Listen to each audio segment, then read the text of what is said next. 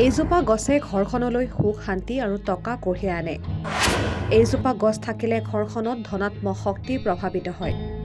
কৰ্মত সফলতা কঢ়িয়াই আনে এইজোপা গছে। হিন্দু ধৰ্মত তুলসী কেৱল সাধাৰণ উদ্ভিদ নহয়, বৰঞ্চ ইয়াক অত্যন্ত পবিত্ৰ আৰু পূজাৰ যোগ্য বুলি গণ্য কৰা হয়। এইকাৰণে প্ৰায়বোৰ হিন্দু ঘৰতে তুলসী উদ্ভিদ পোৱা যায় আৰু পুৱা গধূলি তাৰ সন্মুখত চাকি জ্বলোৱাৰ পৰম্পৰা পালন কৰা হয়।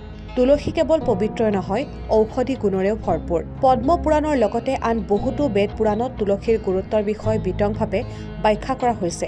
বৈদিক সংস্কৃতিত তুলসীৰ স্থান অতি উচ্চ। বহুতে হয়তো নাজানে তুলসী ভগৱান বিষ্ণুৰ অৱতাৰ শালিগ্ৰামৰ লগত বিবাহপাশত আবদ্ধ হৈছিল। এইকাৰণেই তুলসী ভগৱান বিষ্ণুৰ অত্যন্ত প্ৰিয়। ভগৱান বিষ্ণুক নৈবেদ্য দিয়াৰ সময়ত তাত তুলসী পাত থকাটো বাধ্যতামূলক। কোৱা হয়, যদি প্ৰসাদত তুলসী পাত নাথাকে তেন্তে ভগৱান বিষ্ণুৱে সেই প্ৰসাদ গ্ৰহণ নকৰে। সেয়েহে যেতিয়াই সত্যনাৰায়ণ পূজাৰ বাবে প্ৰসাদ প্ৰস্তুত কৰা হয় বা ভগৱান বিষ্ণুক খাদ্য আগবঢ়োৱা হয় তেতিয়া নিশ্চয় তাত তুলসী পাত দিব লাগে। ভগৱান শ্ৰীকৃষ্ণৰো তুলসীৰ প্ৰতি অতি আকৰ্ষণ আছে। ভগৱান শ্ৰীকৃষ্ণক পানী আগবঢ়োৱাৰ সময়ত সেই পানীত তুলসী পাত নিশ্চিতভাৱে যোগ কৰা হয়। ফুলৰ লগতে তুলসী পাত আৰু কলি অৰ্পণ কৰিলে ভগৱান সন্তুষ্ট হয়। ভগৱান শ্ৰীকৃষ্ণই তুলসী পাত বা কলি নোহোৱাকৈ কোনো প্ৰসাদেই গ্ৰহণ নকৰে। আপুনি পঞ্চভোগ প্ৰস্তুত কৰক বা প্ৰসাদ হিচাপে ৫৬টা ভোগ আগবঢ়াওক, তাত যদি তুলসী পাত নাথাকে শ্ৰীকৃষ্ণই সেয়া গ্ৰহণ নকৰে। শাস্ত্ৰমতে ভগৱান শ্ৰীকৃষ্ণই তুলসীৰ প্ৰতি ইমানেই আকৰ্ষিত, তুলসী পাত, কলি বা তুলসী পেষ্টেৰে তেওঁক পূজা কৰিলে দান, ধৰ্ম, তপস্যা, যজ্ঞৰ দৰে ফল পোৱা যায়। তুলসী সুখী হলে ভগৱান বিষ্ণু আৰু মাতৃ লক্ষ্মীয়েও নিজৰ আশীৰ্বাদ প্ৰদান কৰে। প্ৰথম কথা, যি ঘৰত নিয়মিতভাৱে তুলসী পূজা কৰা হয় আৰু ৰাতিপুৱা গধূলি চাকি জ্বলোৱা হয় তাত ধনাত্মক শক্তি প্ৰবাহিত হয়, সুখৰ প্ৰাধান্য থাকে। কিন্তু মনত ৰাখিব, তুলসীৰ সন্মুখত যেতিয়া চাকি জ্বলায় তেতিয়া কেইটামান চাউল ৰাখক। ঠিক যেনেকৈ পূজাৰ সময়ত কলহৰ তলত চাউল ৰখা হয়, ইয়াক অত্যন্ত শুভ বুলি গণ্য কৰা হয়। দ্বিতীয় কথা, বিশ্বাস কৰা হয় য'ত তুলসী গছ ৰোপণ কৰা হয় তাতেই দেৱতাই বাস কৰে।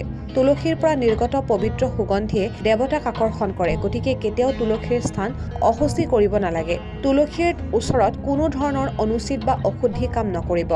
তৃতীয় কথা, তুলসীৰ মাটিত সমানেই পবিত্ৰ আৰু বিশুদ্ধ। এই মাটিত তুলসীৰ শিপা আৰু সৰি পৰা পাত আৰু কলি থাকে।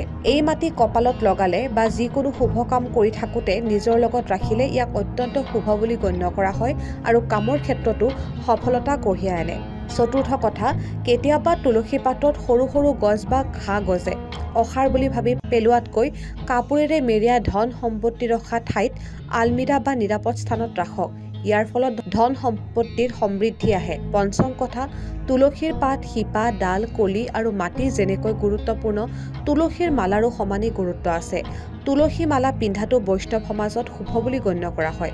সন্ত তুকাৰাম আৰু শিৱাজী মহাৰাজৰ দৰে মহান ব্যক্তিয়েও তুলসীৰ মালা পিন্ধিছিল।